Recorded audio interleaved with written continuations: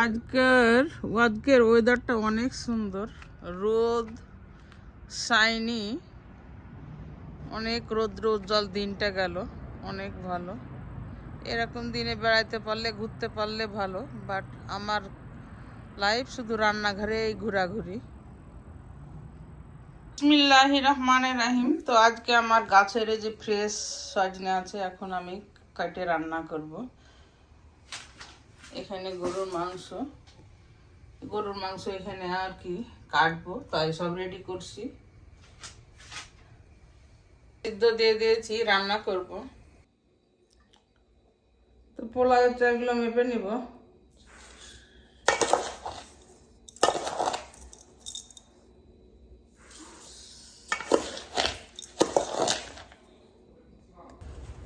তো ঝিঙ্গেটা আমি হারভেস্ট করে নেব। গাছের ফ্রেশ টাটকা ঝিঙ্গে তুলে রান্না করার মজাই আলাদা, বুঝছেন ভাই বোনেরা, ফ্রেন্ডসরা। এটা যে কি বলবো, আমেরিকা থেকে এটা যে এগুলা যে ফ্রেশ কেটে কেটে খায়, এটা মজা আলাদা আর কি। এই যে গাছ থেকে সজনেও পারলাম।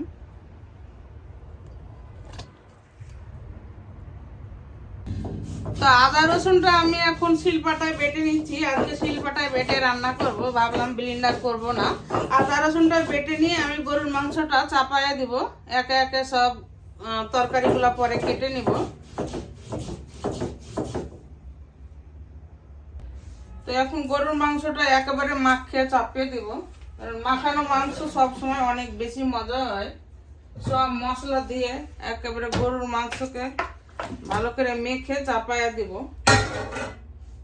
আর হাতে বাটা আদা রসুন অনেক স্বাদ লাগবে, কারণ হাতে বাটা মশলা অনেক বেশি মজা, টাটকা ফ্রেশ। এখন আমি ভালো করে হাত দিয়ে মাখবো, মেখে একেবারে সুন্দর করে মাংসটা কষায় মজা করে রান্না করব। তো মাংসটা মাখানো হয়ে গেছে, খুবই সুন্দর হয়েছে। হাতে মাখানো মাংস খুবই ভালো হয়। তো আমি এখন ডিমগুলো ছিলে নেব। প্রায় 20টা ডিম রান্না করছি, কারণ আমি এত কিছু রান্না করতেছি, এক আপার বাসাতে দিতে যাব। পোলাও, মাংস, ডিমের কুরমা সব এক আপার বাসাতে আমি রান্না করে দিয়ে আসবো। বাড়ির বাচ্চারাও খাবে, আপার বাসাতে দিয়েও আসবো।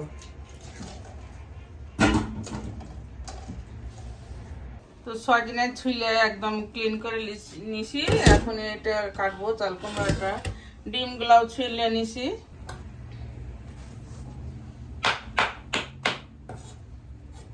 ঝিঙ্গে গুলা কুচি কুচি করে কেটে নিব, কারণ একটা সুন্দর একটা মিক্সড ভেজিটেবল করবো। তরকারি রান্না করা টাইমের দরকার, বাড়ি ঘর ক্লিন করা, রান্না করা, সব জিনিস সব কিছু পরিষ্কার নিজেই সব কিছু করা লাগে। সব কিছু এখন করব।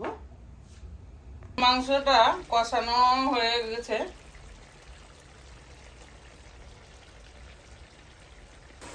তো এখন ভেজিটেবলটাকে বাগার দিয়ে দিব।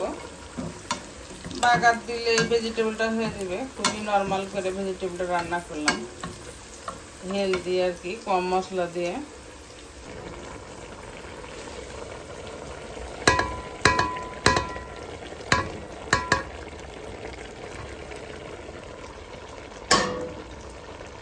তো গরুর মাংসটাও হয়ে গেছে।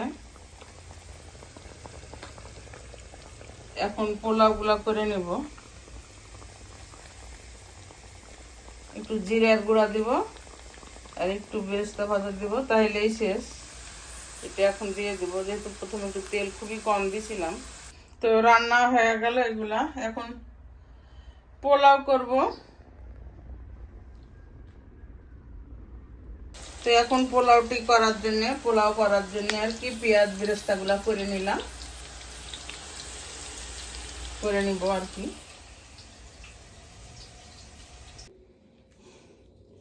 তো পোলাওটি এত সুন্দর হয়েছে যে একেবারে ঝরঝরা, কি বলবো, একটা সুন্দর ফ্লেভারও বের হয়েছে।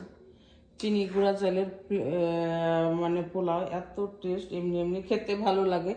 তো প্লিজ বন্ধুরা, যদি আমার ভিডিওটা ভালো লাগে লাইক কমেন্ট শেয়ার করেন। Thank you.